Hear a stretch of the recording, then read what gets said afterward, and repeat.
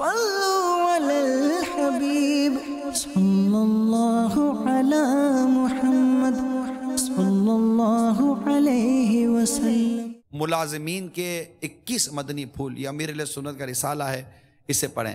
ان کو بھی نہیں پتا ہوتا کہ ملازم سے ملازمت کروانے کے شرعی طریقے کیا ہیں، اجارہ کے احکام کیا ہیں، نہیں پتا ہوتے۔ نہ اجیر کو پتا ہے، نہ مستاجر کو پتا ہے۔ آپ کہیں گے کہ ہمارے بائیلوز اور پرنسپلز بنے ہوئے ہیں، میں آپ کے بائیلوز اور پرنسپل پر تبصرہ نہیں کر رہا، میں صرف ایک مسلمان سے بات کر رہا ہوں کہ آپ مسلمان ہیں، آپ کے جو بھی بائیلوز اور پرنسپلز ہیں، جو قانون اصول و ضوابط بنے ہوئے ہیں، برائے کرم ان کی شرعی تفتیش کروا لیں پلیز، میری مدنی التجا ہے، تاکہ کوئی حرام کا ایک لقمہ بھی ہمارے گھر میں نہ آئے، ناجائز روزگار ہمارے گھر میں نہ آئے۔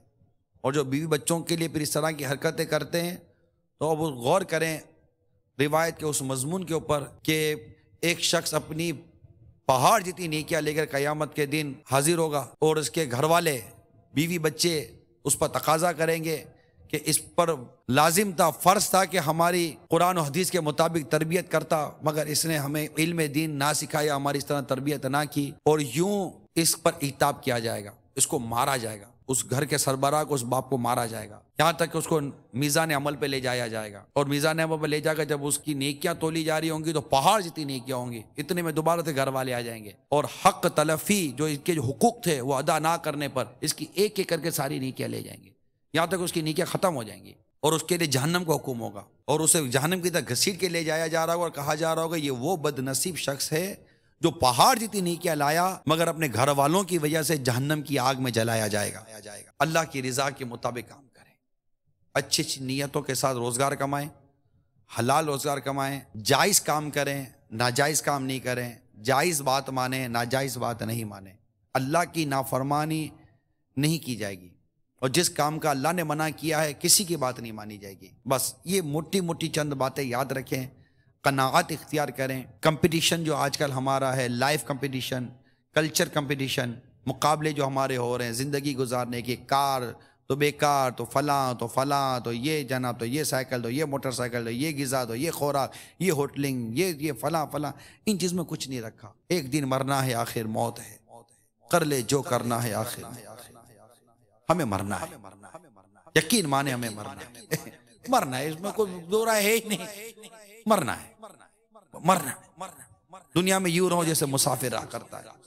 اگر اس طرح کا زہد، تقوی، پرہیزگاری، صبر و قناعت کی دولت نصیب ہو گئی، انشاءاللہ تعالی مدینہ ہو جائے گا۔ سب سے بڑی دولت قناعت کی دولت ہے۔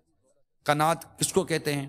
کہ جو اللہ نے ہمیں دیا اس پر راضی رہیں، اور جو دوسروں کے پاس ہیں اسے بے نیاز ہو جائیں، اللہ کی تقسیم پر راضی رہیں۔ اللہ نے جیسا رکھا ہے، اللہ کا لاکھ لاکھ احسان ہے کہ اس نے ایمان کی نعمت عطا فرمائی ہے۔ اور ویسے بھی حرام روزی اور اس طرح کی روزیاں جب گھر میں آتی ہے نا، دیکھی بھالی بات عرض کر رہا ہوں، نا اتفاقی گھریلو جھگڑے، یہ جو میاں بیویوں کے جو جھگڑے نا، یا ماں باپ کو شکایت ہے کہ اولاد فرما بردار نہیں ہے، ان تمام کو میں مدنی مشورہ دوں گا کہ ایک مرتبہ اپنے روزگار کا جائزہ لے لیں، اور اپنے گھر کے ماحول کا جائزہ لے لیں، کہ اگر آپ کے گھر میں اللہ کی نافرمانیاں ہیں، آپ کا روزگار اللہ کی نافرمانی پر ہے، تو اب آپ بتائیے کہ اتفاق کہاں سے آئے گا، محبت کہاں سے آئے گی، سکون کہاں سے ملے گا؟ اے میرے پیارے اسلامی بھائیوں، اے میرے مدنی چینل کے ناظرین، خدا را اپنی قبر و آخرت کو بہتر بنانے کی کوشش کریں، اپنے روزگار کو حلال کریں، حلال کا لقمہ کھا کے تو دیکھو، حلال کی آمدنی گھر میں لا کے تو دیکھو، برکت نہ ہو تو کہ نہ۔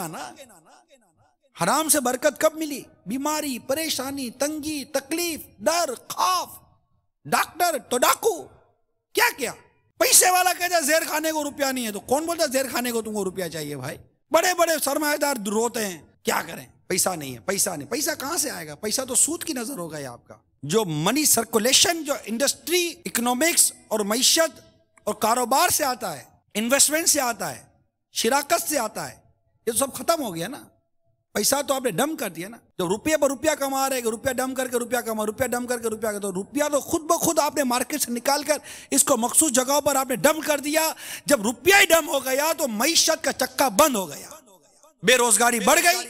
جب بے روزگاری بڑھی، معیشت بند ہوئی، ملازم فارغ کیے گئے، بڑی بڑی جگہوں پر ملازم فارغ کیے گئے۔ جب ملازم فارغ کیے گئے، بے روزگاری، تنگی، پریشانی، نتیجہ موبائل لوٹ لیا، زیور لوٹ لیے، पर्स लूट लिया, मोटरसाइकिल लूट ली, ये सब लूट लिया, और बाद रिश्वत खोर कानून नाफिज करने वाले अफराद इन्होंने शे दे दी, सब खत्म हो गया। गलत है। ये डाकू, ये लूटने वाले, ये चोरी करने वाले सब अपने अंजाम पर गौर करें कि ये नाजायज और हराम कमा कर कब तक कमाओगे, कब तक खाओगे, और किस तरह इससे आपको आपके घर का सुकून और राहत नसीब होगा। ये गलत है।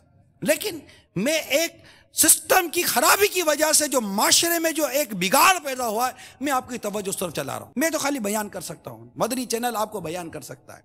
सिस्टम जिनके हाथों में है, निजाम जिनके हाथों में है, बदलना जिनके हाथों में है, वो मैदान अमल में आए, तब्दीली लाएं। इंशाअल्लाह मेरा मुल्क दुनिया का बेहतरीन मुआशी मुल्क बनकर साबित होगा। मैं पाकिस्तानी हूं, मेरा दिल जलता है कि आखिर मेरे मुल्क की मईशत क्यों बैठे, मेरे मुल्क में बेरोजगारी कैसे आ सकती है, दिल जलता है। मगर हमें मिलकर कोशिश करनी पड़ेगी, ईमानदारी, दयानतदारी, इल्म और अमल, तक़वा और परहेज़गारी के साथ हमें हमारे मुल्क में नहीं सारी दुनिया में इस्लाम का परचम बुलंद करना है। मुसलमानों को सुरखरू होना है।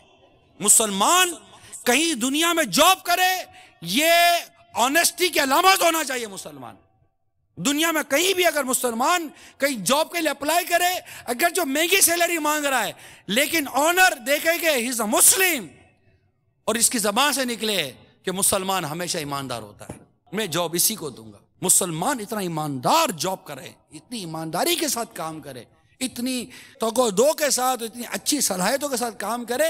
आप देखिए मुसलमान दुनिया में किस तरह अपने दीन की खिदमत करता है और इस्लाम का पैगाम आम करता है, और लोग कुफ्फार भी इसकी इस अदाओं को देख देख कर मुसलमान हो जाएंगे। अल्लाह अमल की तौफीक अता फरमाए और हमारे मुल्क पाकिस्तान को अंदरूनी बैरूनी साजिशों से बचाए। दुनिया भर में तमाम मुसलमानों की परेशानियां अल्लाह ताला दूर फरमाए। अल्लाह हमारी बेरोजगारियां दूर फरमाए, तंगदस्तियां दूर फरमाए, हमें जायज़ तरीके से मुलाजमत करने की तौफीक अता फरमाए। आमीन बिजाहिन नबी अमीन सल्लल्लाहु ताला अलैहि वसल्लम। सल्लु अलल